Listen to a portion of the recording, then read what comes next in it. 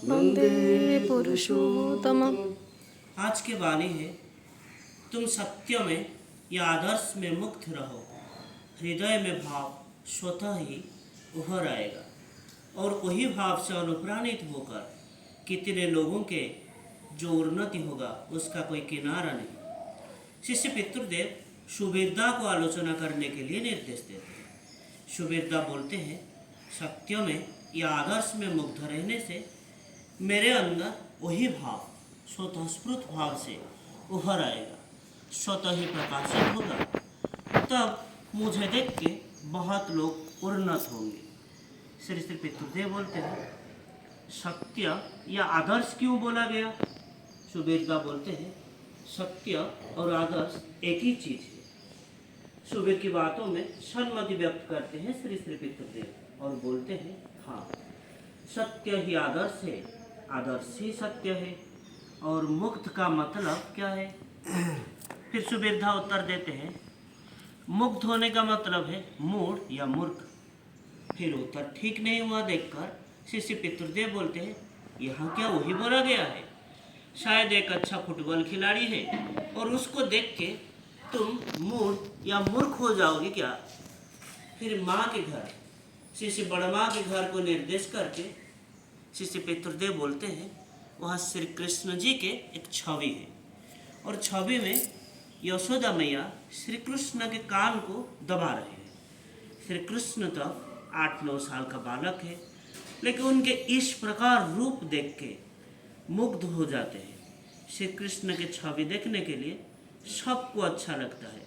ठाकुर भी वैसे हैं, ठाकुर के रूप देख के लोग मुग्ध हो जाते हैं। ठाकुर के आश्रम देख के भी लोग मुग्ध हो जाते हैं। बहुत लोग बहुत दूर से, दूर दूरांतर से यहाँ आते हैं और कहते हैं, जाने का तो मन ही नहीं होता है। परिवेश इतना हृदयग्राही है, कितनी शांति मिल रहा है, कितने आनंद मिल रहा है, इसीलिए जाने को मन ही नहीं करता। यहाँ जो आते हैं सब मुग्ध हो जाते हैं। वो क्या मूढ़ है, वो क्या मूर्ख है? फिर वो मुक्त शब्द का अर्थ क्या है? मुक्त शब्द का अर्थ होता है मोहित, निविष्ट या विभोर होकर रहना। इष्ट के प्रति टान या अनुराग होने से, भक्ति होने से जो भाव की सृष्टि होता है, यहाँ वही बात की बोला गया है। मेरा वही भाव होने से मैं आदर्श में मुग्ध हूँ, ऐसे कहा जा सकता है। तब भावानुजाई कर्म ही होगा, चाल चलन, आचार आचरण, बातचीत सब वैसा ही होगा। तब मेरे संस्पर्श में आकर कितने लोगों के उन्नति होगा, उसकी कोई सीमा संख्या नहीं है। और ये उभर उठने का मन क्या है? सुबीरदा बोलते हैं, फूल उठना या फूल जाना। शिष्य पितृदेव बोलते हैं, जैसे चावल, उसको कभी उबालना देखे हो? वो उबलते उबल से वो फूट निकलता है और एक समय पे उभर उठता है। वो उभरने के लिए क्या होता है? गिर जाता है, फिर आधार के बाहर को निकल आता है। तुम्हारे अंदर अगर वो मुक्त होने का भाव उछल उठता है, वही भाव के संस्पर्श पे आकर बहुत लोग उन्नत होंगे, बहुत लोगों के उन्नति होगा। क्यों उन्नति होगा?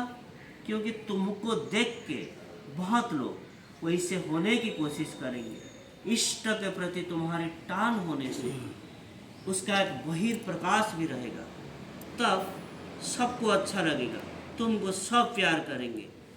तो समझ पाए मुग्ध होने का अर्थ क्या है? पिता माता के निकट से इंसान आता है, पिता माता के ऊपर जिसका श्रद्धा है, भक्ति है, प्यार है, उसका वही प्यार फिर बाद में इष्ट के प्रति आता है। उनके ऊपर जिसका जैसा टान और जिसका जैसा टान नहीं है, वो है हतभागा। इसके बाद श्री श्री पितृदेव गोरा, फवेश, रानी, स्वप्ना और शाश्वती को पूछते हैं, कुछ समझ में आ रहा है? फिर सब लोग आनंद में व्यक्त करते हैं कि जी आज्ञा, सब समझ में आ रहा है। आज के लिए इतना ही। ये प्रसंग इष्ट प्रसंग से 16 सितंबर 76 से लिया गया है। वंदे पुरुषोत्तमम। वन्दे पुरुषोत्तमं। जय